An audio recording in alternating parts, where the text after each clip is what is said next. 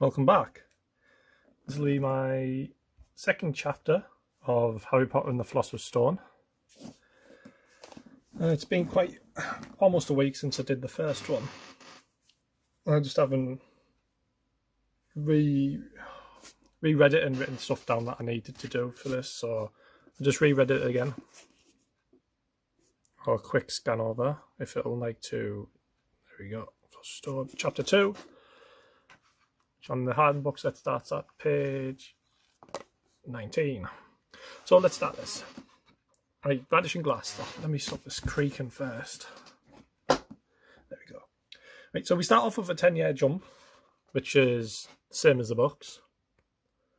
We find out that through the full page that even though not much has changed in the front room, or the main room which they're in, there isn't any pictures of Harry, so you can tell that he's not loved by the family, but normally you'd have, well, since there's loads of pictures of Dudley, at least have a couple of Harry, but I guess not.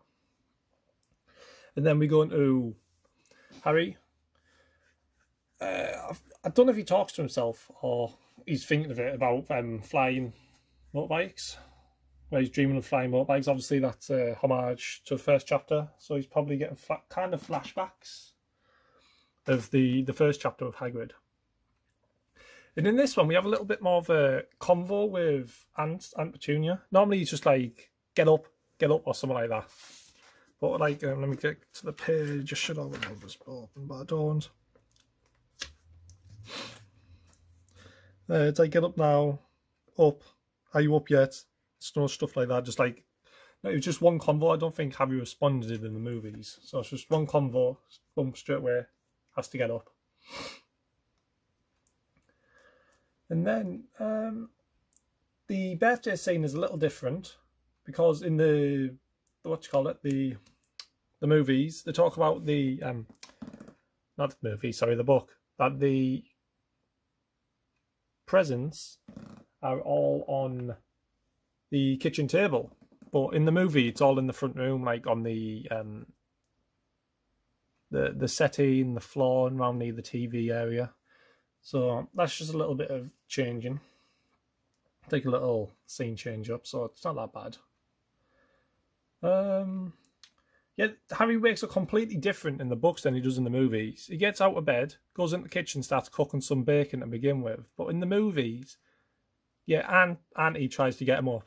He's just laid on bed, and then Dursley comes straight, starts jumping on top of the stairs to try and get him up. As he gets up, throws him in, throws a door on him. So Harry's the last one in the kitchen, but in the book, he's basically like the second one in because Auntie, and then Harry gets in to cook bacon, and then the father gets in, Vernon, and then Dursley gets up and comes in, and then as a fit of having a couple extra, and then a couple less presents.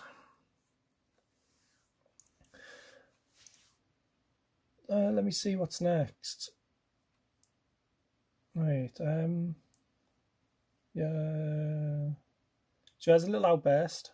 Well, in the movies, he has the outburst, and then they go straight to the car to go to the zoo. But in the movies, he talks a bit about his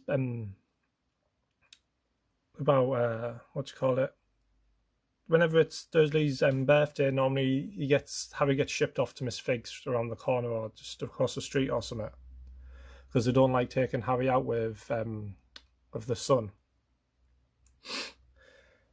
But since I think Figg was ill, something was wrong with her, so then they try and find someone to take care of Harry in the meantime, but they couldn't find anyone, so they had to bring him with him. And then they were talking about what was his name again? Piers. I'm sure I read that. Piers, Piers, Dudley's friend. Didn't hear anything about him in the movies, but maybe he was shown in Order of the Phoenix, the opening section of the movie where they're in the park. About after when he's talking about, oh, don't kill Cedric or something like that. So one of them might be Piers, I don't know. I'll have to have a look when I get there. So then they go to, well, Harry talks about how he gets bullied all the time, how his hair keeps on growing back even though they get chipped and after when he gets haircut. But I don't know how that would go into the movies. if you know what I mean. It's like, how would that be explained in the movies? His hair just constantly stays the same, but then again, it kind of does throughout the first movie, doesn't it? It's like every single movie, it's got a different hairstyle, and it's like the exact same throughout the full year. So they must constantly grow, and like it must be like a kind of spell or something to stop the hair growth. So it's like a certain style or something for like how long they want it for. It's quite interesting. I don't know if that's how it happens or not, but that's what I got from just reading that couple of paragraphs about his hair growing back every time he comes back from the barbers, or when Aunt Petunia cuts his hair. It just constantly grows back extremely quick. Right. Yeah, we talk about Harry, how he gets bullied at school, stuff like that, some backstory. It's quite good. I liked it. And then they went to the to the zoo, to the reptile area, which is my biggest thing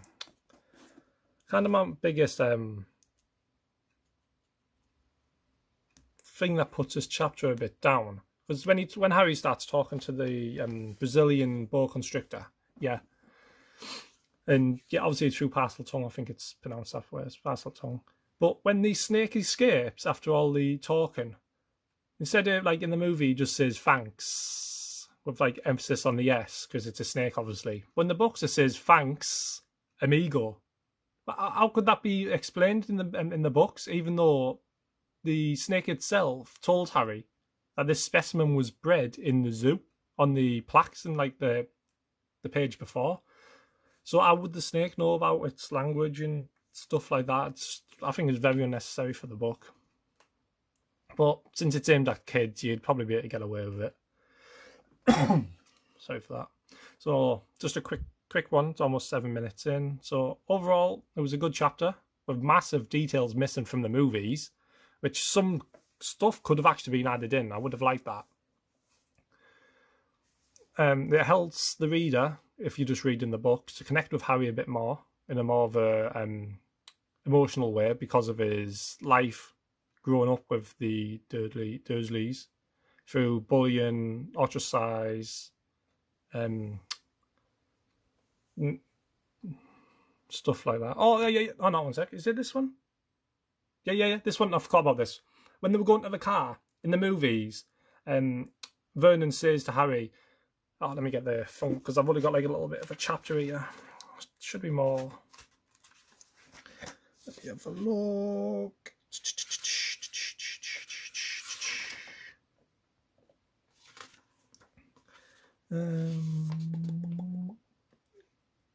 Where is it?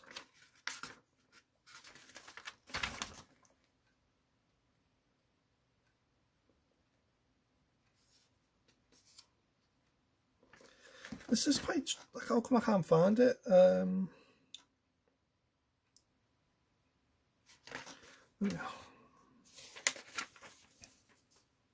Oh, wait, here is. Uncle Vernon goes, I'm warning you. Pauses, then, I'm warning you now, boy.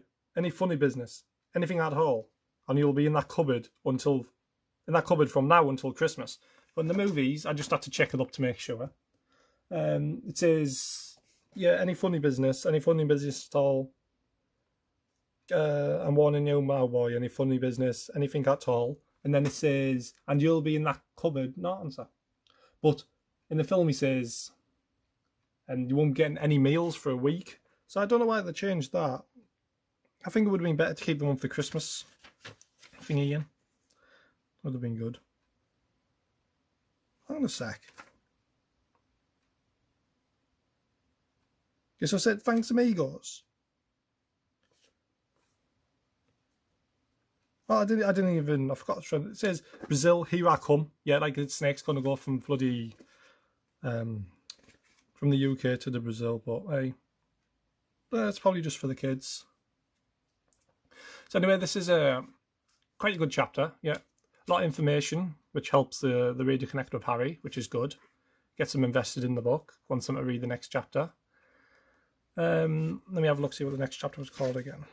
The Letters from No One. Yeah, I've already read this chapter, so I'll have to write up about it. Well, I'll have to reread it again anyway, because it's been like a week since I've read all up to chapter 4. So I'll reread this one again. I'll make a video about it. So the chapter gets 7 out of 10. Quite a good, solid chapter. Not as good as chapter 1, but normally you can't get... Normally the second chapter is normally never as good as the first one, because the first one you get introduced to the characters and then you get that band up, and then the chapter 2 wants you to get more invested, so they give more information, so it's more of a drag to read and sort some kind of circumstances. But overall, good chapter, so I'll see you next chapter whenever I see you. So give us a like, comment, subscribe. I know it's cringy, but the more time I do this, more different type. The more times I do this, the better I'll get, the better I'll be talking. Slow down my speech a bit, maybe pronounce my words a bit more, because quite a hard accent. If you're not from this area, you might not be able to understand me as much. But let's see how far this goes. See you all later. Peace.